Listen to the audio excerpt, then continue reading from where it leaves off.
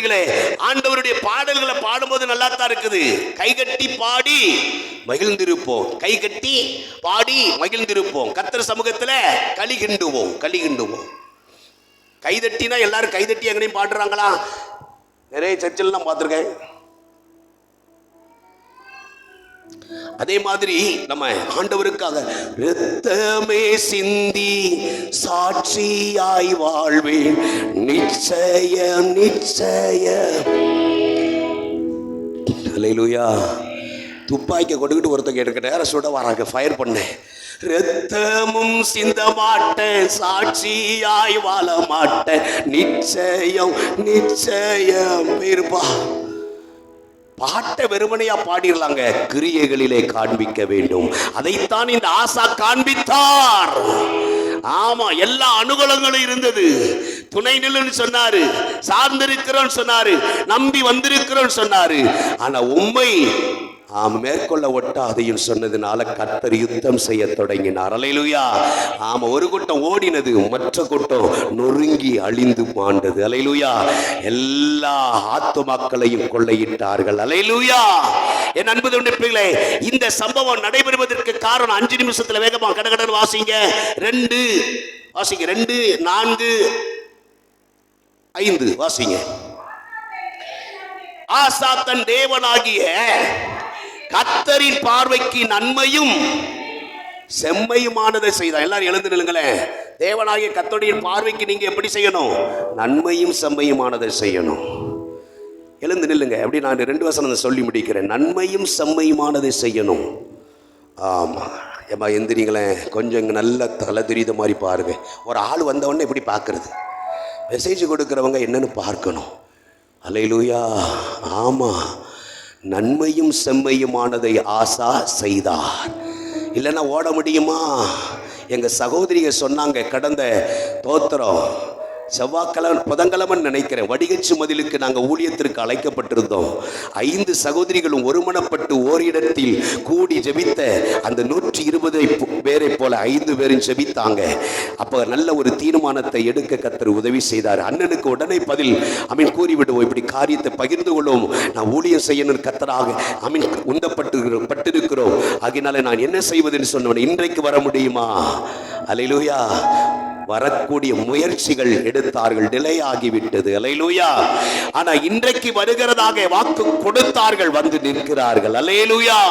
நல்ல கவனிங்க, அவங்க மைண்ட்லயும் உள்ளத்திலும், அல்லேலூயா அப்படிதானே? ஆமா, மைண்ட்லயும் உள்ளத்திலும் உணர்வுகளிலும் தேவனுக்காக நன்மையும் செம்மையுமானதை செய்ய வேண்டும். அல்லேலூயா.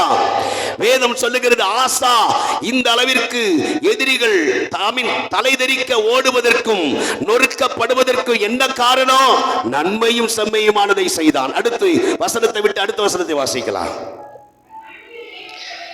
அங்க சொல்லப்பட்டிருக்கு, அது இல்ல, 4வது வசனம். தங்கள் பிதாக்களின் தேவனாகிய கர்த்தரை தேடவும் நியாயப்பிரமாணத்தின்படி கற்பனைகளின்படியும் செய்யவும் யூதாவுக்கு கற்பித்து கொடுத்தான். தான் கற்றுக்கொண்டத பிறருக்கு என்ன செய்யணும்?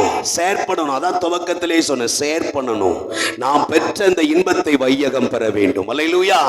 ஆமா, நன்மையும் செம்மையுமானதை செய்ததினால்தான் ஆமீன் ஜனங்கள் எத்தியோப்பியர்கள் என்ன செய்தாங்க? தலைதெறிக்க ஓடி போனாங்க. ஒரு குறிப்பு ஓடினது, மற்றொரு குறிப்பு நொறுங்கி போனது. ஆமீன், அங்க இருக்கிறவைகளை கொள்ளையிட்டார்கள். அல்லேலூயா.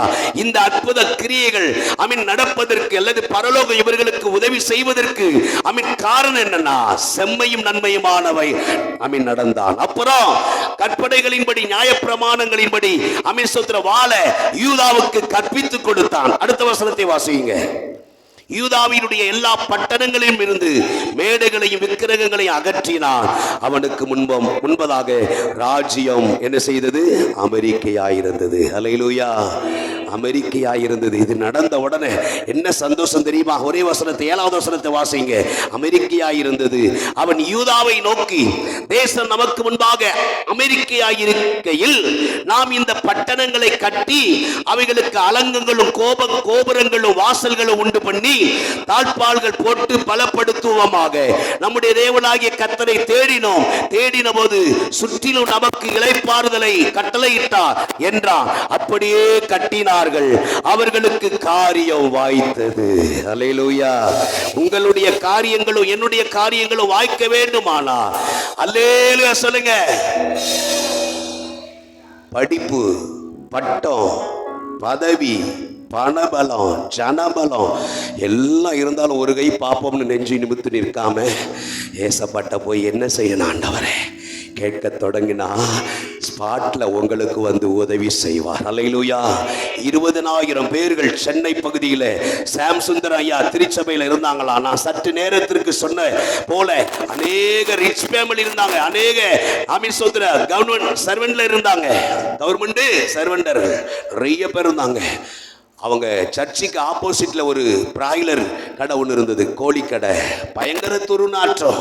கூடுகை ஆராதனையின் வேலை முடிவடைந்த உடனே பாராளுமன்றத்தில் அமர்ந்து கொள்வது போல சுற்றிலும் சேரை விரித்து நடுமையமாக ஐயாவை உட்கார அமர வைத்தார்கள்.